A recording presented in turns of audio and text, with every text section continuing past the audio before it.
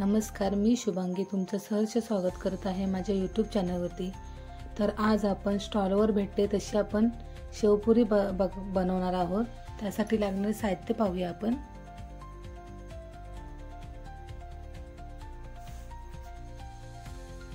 तर इथे मी हिरव्या मिरच्या घेतलेल्या आहेत 7-8, कोथिंबीर घेतलेली आहे थोडीशी, आलं घेतलेलं आहे धुवून स्वच्छ कापून घेतलेलं आहे, लसूण घेतलेला आहे 7-8 पाकळ्या आणि थोडा पुदिना घेतलेला आहे। हे सगळं आपण मिक्सर मधनं बारीक करून घ्यायचं आहे।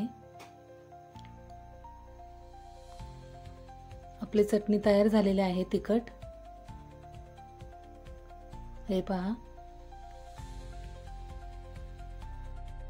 आता आपण गोड चटणी कशी बनवतात ते पाहणार आहोत। तर मी ते गूळ, चिंच आणि खजूर हे पाण्यामध्ये 2 तास भिजत ठेवलेलं होतं। ते आपण मिक्सर मधनं बारीक करून घ्यायचं आहे अशा प्रकारे। आता आपण हे एका टोपामध्ये काढून गॅसवरती ठेवायचं आहे गरम करायला।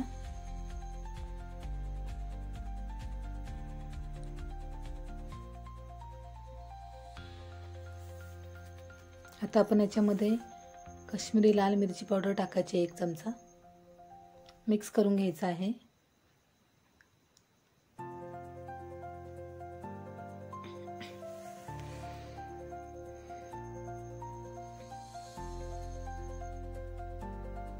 हे पहा अशा प्रकारे उकळी काढून घ्यायची आहे। आता आपण याच्यामध्ये कॉर्नफ्लॉवर टाकणार आहोत 2 चमचे। आपल्याला थंड पाणी घेऊन ते कॉर्नफ्लॉवर त्याच्यामध्ये मिक्स करून आपण त्याची एक स्लरी तयार करायची आहे अशा प्रकारे। आता आपण हे याच्यामध्ये ओतून घ्यायचं आहे, मिक्स करून घ्यायचं आहे। आपण कॉर्नफ्लॉवर त्याच्यामध्ये टाकल्यामुळे आपली चटणी घट्ट अशी दाटसर तयार होते।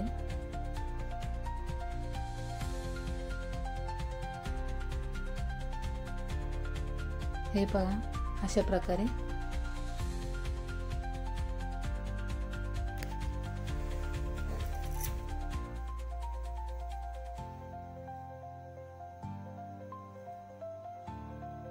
आता आपण छान अशी दणदणीत तिला उकळी येऊन द्यायची आहे आणि थंड करत ठेवायची आहे।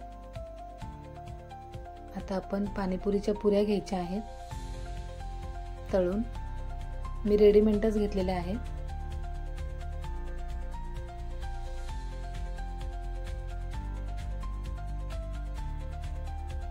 कमी गॅसवरतीच तळायच्या आहेत म्हणजे त्या करपल्या जाणार नाही। काढून डिश मध्ये आपण काढून घ्यायच्या आहेत।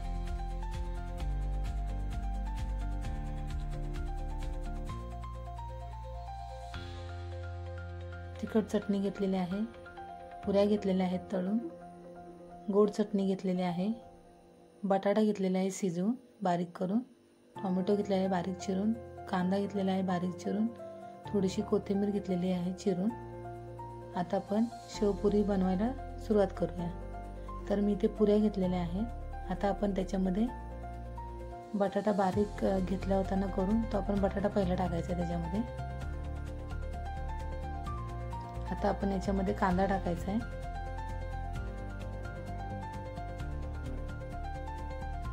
बारीक चिरलेला कांदा त्याच्यामध्ये टाकायचा आहे। आता आपण याच्यामध्ये टोमॅटो टाकायचा आहे,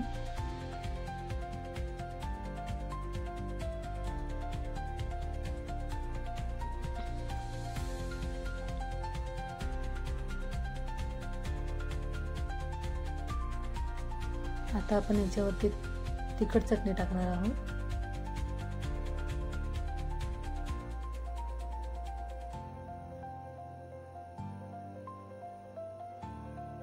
गोड चटणी टाकणार आहोत आता त्याच्यावरती आपण।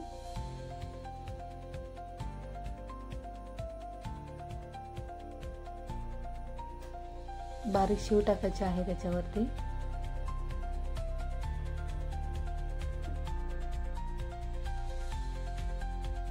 आता आपण याच्यावरती तुम्हाला पाहिजे असेल तर तुम्ही त्याच्यावरती आणखीन शेव टाकायची आहे।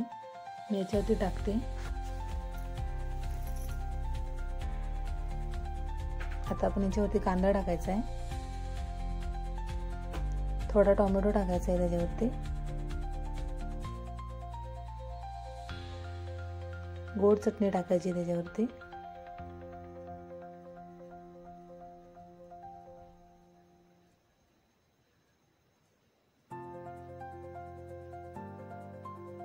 थोडी तिखट चटणी टाकायची आहे।